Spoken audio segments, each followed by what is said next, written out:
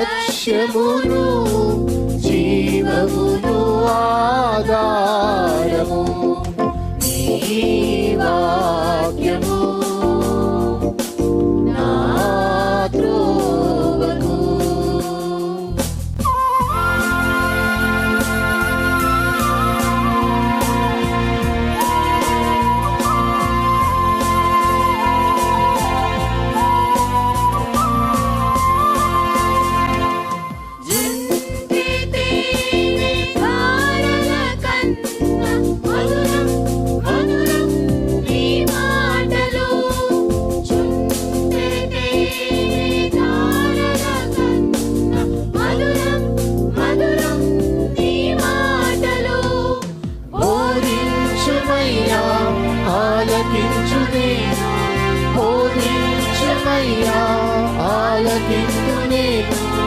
అనుసరింతునయ్యా ఆత్మశక్తితో, అనుసరింతునయ్యా.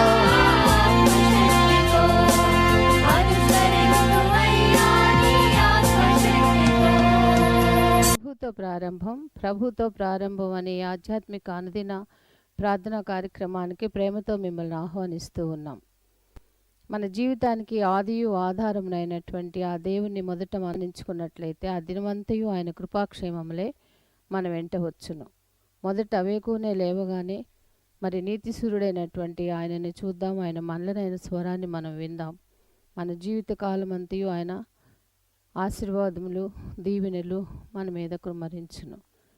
యెషయి 65:24 మనం చూసినట్లయితే వారికి ఈలాగున జరుగును, వారు వేడుకొనుక మునుపు నేను ఉత్తరమిచ్చెదను, వారి మనవి చేయుచుండగా నేను ఆలకించెదను.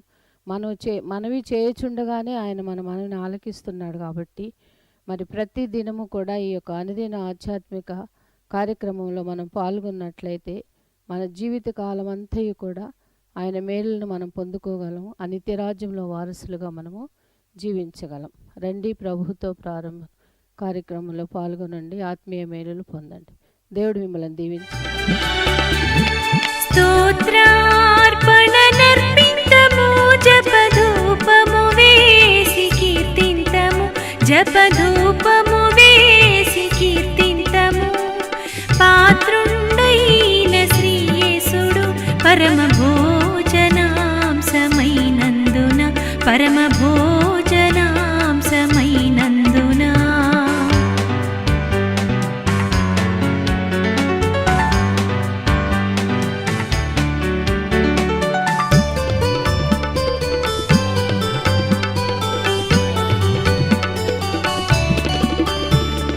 కృతజ్ఞతా స్తోత్రంబులందేవ కృపార్థం వై చేయుదము, దేవ కృపార్థం వై చేయుదము.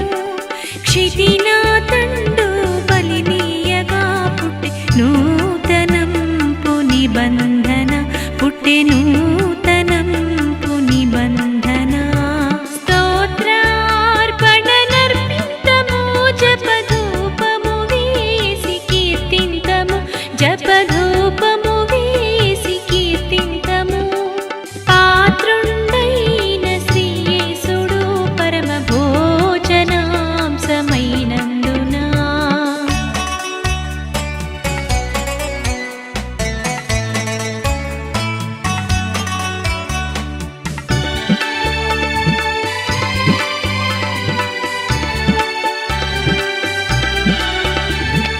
పాపములన్నీ హరించెను మా ప్రభువగు యేసు సురక్తము, మా ప్రభువగు యేసు సురక్తము.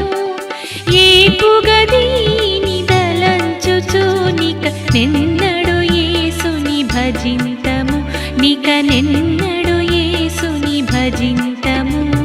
స్తోత్రార్పణనర్పింతము, జపధూపము వేసి కీర్తింతము, జపధూపము వేసి కీర్తింతము. పాత్రుండైన శ్రీయేసుడు పరమ భోజనాంశమైనందున. క్రీస్తునందు ప్రియమైన దేవుని సంగమా, మరొక నూతన వారంలో ప్రవేశించాం. నూతన దినం దేవుడు మనకు అనేకమైన ఆధ్యాత్మిక సూచనలు సందేశాలు అనుగ్రహిస్తున్నాడు. దేవుని వాక్యములో వరుస క్రమంలో ధ్యానం చేయటానికి దేవుడు మనకు అవకాశాన్ని అనుగ్రహించాడు, ఆలోచన అనుగ్రహించాడు. అదే రీతిగా మరి లోతైన పరిజ్ఞానం తెలుసుకోవటానికి దేవుడు అవకాశం అనుగ్రహిస్తున్నాడు. క్రొత్త నిబంధనలో చదవగానే అర్థం చేసుకునే అనేకమైన అంశాలు ఉంటాయి. కానీ పాత నిబంధన చరిత్ర మరి మన కాలానికి సంబంధించింది కాదు కాబట్టి ఆ చరిత్ర అంతగా మనకు అర్థం కావడం కొంత కష్టం. అందుకని ఎక్కువగా మనం బైపాస్ చేస్తుంటాం. కానీ అందులో కొన్ని లోతైన విషయాలు నేటి మన జీవితానికి అవసరం కనుక అవి తెలుసుకోవడం, మరి ఆ కాలంలో జరిగిన ఆయా సంఘటనల నేపథ్యంలో కొన్ని ఆధ్యాత్మిక సూత్రాలు సత్యాలు దేవుడు మనకు బోధిస్తున్నాడన్న వాస్తవాన్ని గమనించి శ్రద్ధతో ఆలకిస్తున్న మీకందరికీ ప్రభు నామమున శుభములు వందనాలు తెలియజేస్తున్నాను. God bless you. రండి ప్రార్థన చేసి దేవుని వాక్యాన్ని ధ్యానం చేద్దాం. కృపగల దేవా, దయల తండ్రి, మీ పాదములకు స్తోత్రము చెల్లిస్తున్నాం నాయన. నీ ఉచితమైన దయా సంకల్పాన్ని బట్టి మమ్మల్ని ప్రేమించి నీ లేఖనాల్లోంచి అనేక సత్యాలు మాకు బోధిస్తున్నారు. ప్రవాస్తుతులు చెల్లిస్తూ ఆ సత్యాలు, ఆ వాస్తవాలు, మరుగున పడిన అనేక అంశాలు మాకు విశదపరుస్తున్న దేవా, మీకు స్తుతులు చెల్లిస్తూ ఆశతో ఉన్న ప్రతి వారి ఆకలి తీర్చమని, శ్రద్ధతో ఆలకిస్తున్న వారికి అవగాహన కలిగే శక్తిని అనుగ్రహించమని మా రక్షకుడని యేసు నామమున అడిగి వేడుకొంచున్నాం తండ్రి, ఆమేన్. స్నేహితులారా, నేటి కొరకు ఏర్పాటు చేయబడిన లేఖన భాగం రాజుల మొదటి గ్రంథము 6వ అధ్యాయము 1వ వచనం. అయితే ఇశ్రాయేలు ఐగుప్తు దేశం నుంచి బయలుదేరి వచ్చిన 480వ సంవత్సరమందు, అనగా సొలొమోను ఇశ్రాయేలును ఏలిన 4వ సంవత్సరమందు జీప్ అను 2వ మాసము అతడు యెహోవా మందిరమును కట్టింపనారంభించెను. ఈ ఆరంభ దినము గురించి కొంత మనము ఈ దినము ధ్యానం చేయాలని తలస్తున్నాను. ఎందుకంటే ఇక్కడ కొన్ని వివరాలు అందించబడ్డాయి. ఐగుప్తు దేశం నుంచి వచ్చిన తర్వాత 480 సంవత్సరాలు, అనగా మోషే ఐగుప్తులోంచి బయలుదేరిన ఆ 6 లక్షల కాలుబలముతో బయలుదేరిన ఆ గడియ నుంచి సొలొమోను రాజ్య పరిపాలనకు వచ్చి 4 సంవత్సరాలు ముగిసిన ఆ కాలానికి దాదాపు 480 సంవత్సరాలు. చాలా ఆనాటి కాలంలో ఈనాటి వలె మనకు ఈ రెగ్యులర్ క్యాలెండర్స్ అంటూ లేవు. వాళ్ళ క్యాలెండర్స్, వాళ్ళు లూనార్ క్యాలెండర్స్ అనుసరించేవాళ్ళు. కానీ అంత ఖచ్చితంగా లెక్క కట్టడం అనేది ఆనాటి కాలంలో ఆ క్రమాన్ని ఎవరొకరు రాసి ఉంచితే తప్ప తెలుసుకోవడం కష్టం. ఈ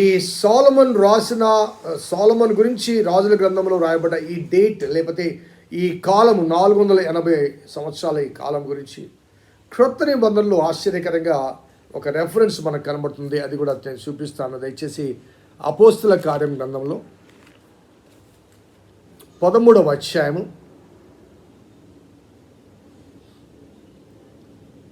17 నుంచి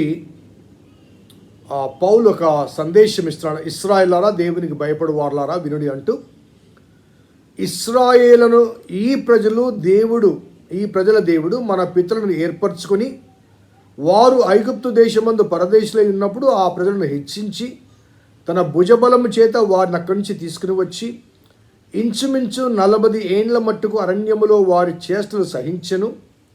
మరియు కనాను దేశంలో 7 జాతుల వారిని నాశనం చేసి వారి దేశములను వీరికి స్వాస్థ్యముగా పంచి ఇచ్చెను. ఇంచుమించు 480 సంవత్సరములు ఇట్లు జరిగాను. అటు తరువాత ప్రవక్త అయిన సమూయేలు వరకు ఆయన వారికి న్యాయాధిపతులను దయచేసెను. అటు తర్వాత ఇంచుమించు 450 సంవత్సరాలు. సో సౌలు అనగా పౌలు అనే ఒక రోమన్ నేమ్, సాల్ అనేది హీబ్రూ నేమ్. అతడు పేరు మార్చుకున్నాడు, లేకపోతే సౌలు పౌలుగా మారాడని కాదు. పాల్ అనేది అతనికి రోమన్ సిటిజన్షిప్ ఉంది కాబట్టి రోమన్ నేమ్ అది. సాల్ అనేది జూయిష్ ప్రజల మధ్యకి వెళ్తున్నప్పుడు సౌలుగా అతను పరిచయం చేసుకుంటాడు. ఆ యూదులు తృణీకరించినప్పుడు అతడు యూదేతరుల మధ్యకి వెళ్ళినప్పుడు అతను అక్కడ పౌలుగా, అనగా వారు గ్రీకులు కాబట్టి, యూదేతరులు కాబట్టి వారి మధ్య పౌలుగా పరిచయం చేయబడతాడు. అక్కడ ఆ పాల్ అవసరం, పాల్ అనే పేరు అవసరం, ఇక్కడ సౌల్ అనే పేరు అవసరం. సో ఈ క్రమంలో వారితో మాట్లాడుతూ, అనగా ఇశ్రాయేలుతో మాట్లాడుతూ వారి చరిత్ర చెబుతూ ఇంచుమించు 40 సంవత్సరములు అరణ్యములో వారు శోధించారని, ప్రయాణం చేశారని. తర్వాత 400 ఇంచుమించు 450 సంవత్సరాల తర్వాత సమూయేలు కాలములో మరి రాజ్యం అందించబడింది, లేకపోతే స్థిరపరచబడింది ఆ సమూయేలు కాలం వరకు అని దాదాపుగా ఇంచుమించు అనే మాట, అప్రాక్సిమేట్లీ అనే మాట అక్కడ వాడుతూ ఉంటాడు. సో మనం ఇప్పుడు ఈ రాజుల గ్రంథంలో ఉన్నాం కాబట్టి రాజుల గ్రంథ ప్రకారము ఈ 480 years ఎలా అనడానికి ఒక క్యాలిక్యులేషన్ పండితులు ఇచ్చారు. ఈ 480 సంవత్సరాల్లో మొదటి 40 సంవత్సరాలు, మీరు పెన్ ఉంటే పేపర్ ఉంటే లెక్క రాసుకోండి. మొదటి 40 సంవత్సరాలు మోషే అరణ్యంలో నడిపించిన కాలం, 40 years. ఆ తర్వాత కనాన్లో ప్రవేశించకముందు మోషే ఆగిపోయిన తర్వాత యెహోషువ నాయకత్వంలో ఆ కనాను స్వాస్థ్యపరచుకోవడానికి 17 సంవత్సరాల కాలం పట్టింది. 40 + 17 ఎంతండి? 57 కదా. ఆ తర్వాత ఈ యెహోషువ తర్వాత న్యాయాధిపతుల కాలం, వివిధ న్యాయాధిపతులు, వారు కొంతమంది 40 సంవత్సరాలు వారు న్యాయాధిపతులుగా ఉన్నారని, ఆ రీతిగా ఒక్కొక్కరి గురించి న్యాయాధిపతుల గ్రంథంలో మీరు కావాలంటే ఆ గ్రంథం వెతుక్కొని లెక్క వేయండి. ఈ న్యాయాధిపతుల కాలం అంతయు కూడా 299 సంవత్సరాలు. 299 సంవత్సరాలు. సో ఈ న్యాయాధిపతుల కాలం తర్వాత 40 సంవత్సరాలు ఏలి ఆ యాజకత్వంలో కొనసాగుతారు. ఆ తర్వాత 40 సంవత్సరాలు సమూయేలు అండ్ సౌలు కాలం, 40 సంవత్సరాలు. ఈ రీతిగా మరి మొత్తం చూస్తే 480 సంవత్సరాలు, అనగా 476 అవుతుంది. ఆ తర్వాత సాలొమోన్ పాలించిన 4 సంవత్సరాలు కూడా లెక్కేస్తే 480 సంవత్సరాలు అవుతుంది. దావీదు పాలించిన 40 సంవత్సరాలు కూడా కలుపుకుంటే. సో ఈ క్రమంలో మోషే 40 years, Joshua 17 years, Judges 299, Eli 40 సంవత్సరాలు, Samuel and Saul 40 years, David 40 years and 4 years అప్పటికి సొలొమోన్. ఈ 480 years అది పండితుల లెక్క. అలాగే ఇక్కడ రాయబడ్డ మరొక అంశం ఏంటంటే సొలొమోన్ ఇశ్రాయేలును ఏలిన 4వ సంవత్సరం 4th yearలో జీప్ అను 2వ మాసమున అతడు యెహోవా మందిరమును కట్టింపనారంభించును. జీప్ అను 2వ మాసమున మనకు తెలుసు, గతంలో మనం ధ్యానం చేశాం. నిర్గమకాండం 12వ అధ్యాయంలో దేవుడు మోషేకు పిలిచి ఆ పస్కా పండుగ ఆ సందర్భంలో ఇది మీకు మొదటి సంవత్సరం అంటూ, నెలలో ఈ నెల మొదటిది అంటూ, ఈ నెల అనగా మొదటి నెల 10వ దినమున ఒక పశువును మీరు సపరేట్ చేయాలి, 14వ దినమున పస్కా పండుగ జరిగించాలి. ఆ 14 నుంచి 7 వరకు అనగా 21 వరకు 7 దినములు పులియని రొట్టెల పండుగ జరిగించుకోవాలి. So first month and first year and first month was declared by God. మొదటి సంవత్సరం మొదటి నెల అబీబు నెల. ఆ తర్వాత కాలంలో అదే మాసాన్ని నీసాను మాసం అని నామకరణం చేయబడింది, మార్చబడింది. సో ఆ క్రమంలో దేవుడు స్వయంగా నిర్ణయించి అందించిన ఈ క్యాలెండర్ క్రమంను బట్టి అది మొదటి సంవత్సరం మొదటి నెల ఆ ప్రారంభం మొదలుకొని ఆ రీతిగా హీబ్రూ క్యాలెండర్ కొనసాగుతూ వస్తుంటుంది. మరి ఆ రీతిగా మరి జీప్ అనే రెండవ మాసం అనగా second month is called as a jeep. ఆ జీప్ మాసంలో అతడు యెహోవా మందిరము కట్టింప ఆరంభించెను. సో 11 అధ్యాయం 11, 13 వచనాలు మనం గమనిస్తే,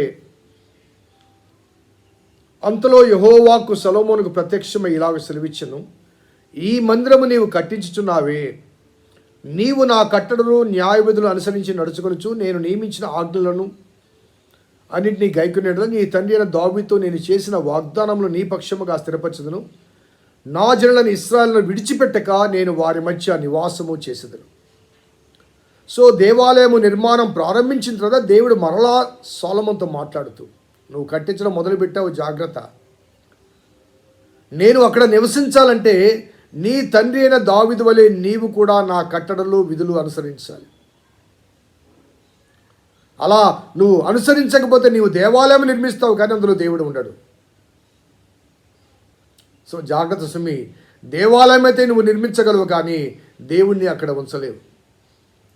దేవుడు అక్కడ నివసించాలంటే దేవుని ఆజ్ఞలు పాటించాలి, అనుసరించాలి, దేవుని మాటలు అంగీకరించాలి. మరి నేటి కాలంలో చాలా శృంగారమైన, చాలా శ్రేష్టమైన ఆలయాలు కట్టుకోగలుగుతున్నాం, చాలా మంచిది. కానీ అందులో దేవుడు నివసించగలిగే రీతిగా దేవునికి పట్ల విధేయత వ్యక్తపరుస్తున్నామా, వినయము కలిగిన మనసు కలిగి ఉన్నామా?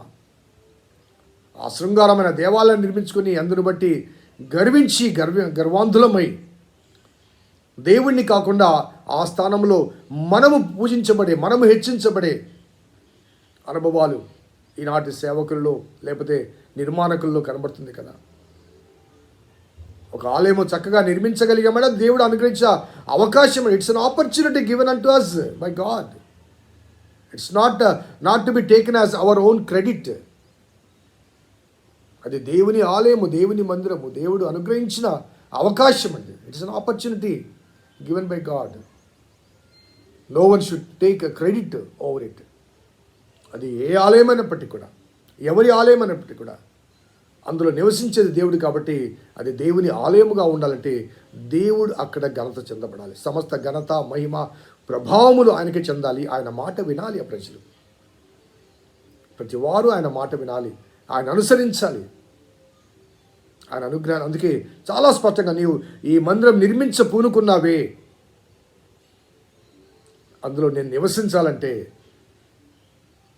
నీవు నీ తండ్రి దావీదు వలె దేవుని మాటలు ఆలకించాలి అంటాడు. మరి ఆ క్రమంలో 14వ వచనం, ఈ ప్రకారము సొలొమోను మందిరమును కట్టించి ముగించును అని వ్రాయబడింది. 38వ వచనంలో 7 సంవత్సరములు సొలొమోను దాన్ని కట్టించుచు ఉండెను. 7 సంవత్సరములు సొలొమోను దానిని కట్టించుచు ఉండెను అని వ్రాయబడింది. ఆ తర్వాత 7వ అధ్యాయం మొదటి వచనంలో గమనిస్తే, సొలొమోను 13 సంవత్సరములు తన నగరును కట్టించుచుండి దాని అంతటినీ ముగించెను. దేవాలయంను 7 సంవత్సరములు కట్టించాడు. ఆ తర్వాత తన నగరిని నిర్మించాడు. ఆ నగరు నిర్మాణానికి 13 సంవత్సరాలు పట్టింది. ఒకసారి ఆలోచించండి, మరి ఎంత సమయం వెచ్చించి ఉంటాడు. దాని గురించి రేపు మనం మాట్లాడుకుందాం. సో ఈ రీతిగా 6వ అధ్యాయం 38లో 7 సంవత్సరాలు అని వ్రాయబడింది. ఇదే విషయాన్ని మనము 9వ అధ్యాయం 10వ వచనంలో సొలొమోను యెహోవా మందిరమును రాజనగరును ఈ రెండింటిని 20 సంవత్సరములుగా కట్టించెను. సో తన రాజనగరాన్ని, అదే రీతిగా దేవాలయాన్ని 20 సంవత్సరాలు అనగా 7 సంవత్సరాలు దేవుని మందిరాన్ని, 13 సంవత్సరాలు తన రాజనగరాన్ని నిర్మించుటకు మరి పూనుకున్నాడు అన్న విషయాన్ని మనం జ్ఞాపకం చేసుకోవచ్చు. మరి ఈ రీతిగా 7 సంవత్సరాలు ఆ జీప్ మాసము సొలొమోను యొక్క 4th ఇయర్లో 2nd మంత్లో ఆయన ఈ ఆలయ నిర్మాణాన్ని ప్రారంభించి 7 సంవత్సరాల తర్వాత ముగించినట్లుగా మనం గమనించవచ్చు. ఈ నిర్మాణ క్రమంలో, నిర్మాణ కార్యక్రమంలో అధికంగా సహాయం చేసిన వారు నిన్నటి దినం జ్ఞాపకం చేశాం. తూరు దేశపు రాజు అయినటువంటి హీరాము అతని పనివారిని పంపిస్తాడు. సొలొమోను ఎక్కువగా కూడా వారి నైపుణ్యత మీద ఆధారపడి చాలా పనులు వారి చేత జరిగించినట్లుగా మనము గమనించవచ్చు. ఈ ప్రకారము 7 సంవత్సరములు తాను ఈ ఆలయాన్ని నిర్మించుటకు మరి పూనుకున్నట్లుగా మనకు ఈ వాక్యంలో కనబడుతుంది. 6వ అధ్యాయం 11వ వచనంలో ఈ ప్రకారము సొలొమోను మందిరము కట్టించుట ముగించిన రాయబడింది.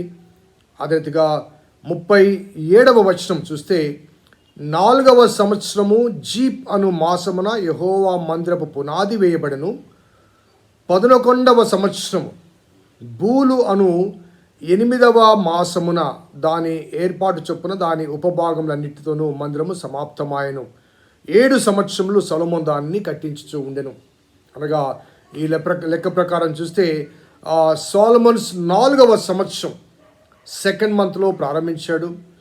మరి ఆయన 11th ఇయర్ 8th మంత్లో కంప్లీట్ చేసి, అనగా దాదాపు 7.5 సంవత్సరాల కాలం మరి సొలొమోను ఈ మందిరము నిర్మించినట్లుగా కనబడుతుంది. చాలా ఆసక్తి కలిగించే అంశం ఏంటంటే, దావీదు ఈ పనికి పూనుకున్నాడు, దేవుడు కాదన్నాడు. సొలొమోను ఈ పనిని ఇంత స్వల్పకాలములో అంత శ్రేష్టమైన మందిరాన్ని సొలొమోను నిర్మించగలిగాడు అంటే కేవలము ఆ తూరు రాజు, ఆయన పనివారు, అక్కడి నుంచి పంపబడిన కలప మాత్రమే కాకుండా ఆ కలపపై ఆ నిర్మాణానికి పనికొస్తుంది.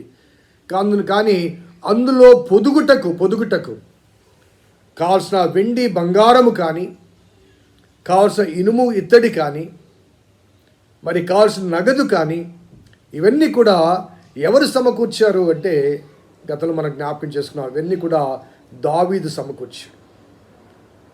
కాబట్టి దావీదు సమకూర్పును బట్టి సొలొమోను 7.5 ఇయర్స్లో ఈ శ్రేష్టమైన శృంగారమైన దేవాలయాన్ని నిర్మించగలిగాడు. సో ప్రత్యక్ష పాత్ర దావీదు లేకపోయినప్పటికీ పరోక్షంగా ఆ నిర్మాణానికి కావాల్సిన యావత్తు కూడా దావీదు సమకూర్చాడు. కేవలము execution of the work by Solomon with the support of the king Hiram 7.5 సంవత్సరాల్లో నిర్మించాడు. సో దావీదు ఆలోచన, అతని కుమారుడైన సొలొమోను యొక్క నెరవేర్పు దేవుని ప్రణాళిక, దేవుని చిత్తము, దేవుని సంకల్పం. ఆ సంకల్పం నెరవేర్పుని బట్టి దేవునికి స్తుతులు చెల్లిస్తూ ఆ తర్వాత జరిగిన పరిణామాలు ఏంటో రాబోయే దినాల్లో మనం జ్ఞాపకం చేసుకుందాం, ప్రార్థన చేద్దాం. కృపగల దేవా, దయగల తండ్రి, మీ పాదములకు స్తోత్రము చెల్లిస్తున్నాం నాయన. నీ ఉచితమైన దయా సంకల్పాన్ని బట్టి అనేక అంశాలు మేము నేర్చుకుంటున్నాం ప్రభా, స్తుతులు చెల్లిస్తూ వాటి పరిగణలో ప్రభా మీరు మాకు చూపుతున్న అనేకమైన ఆసక్తికరమైన అంశాలు బట్టి స్తుతులు చెల్లిస్తూ వీటిని నేర్చుకుంటూ మీ చిత్తాన్ని ఏ రీతిగా ఆనాటి భక్తులు నెరవేర్చారో ఆ వాస్తవికత మధ్య మేము కూడా మీ చిత్తానికి విధేయత వ్యక్తపరచడానికి మీ సహాయం దయచేయమని మా రక్షకుడని యేసు నామమున అడిగి వేడుకొంచున్నాం తండ్రి, ఆమేన్.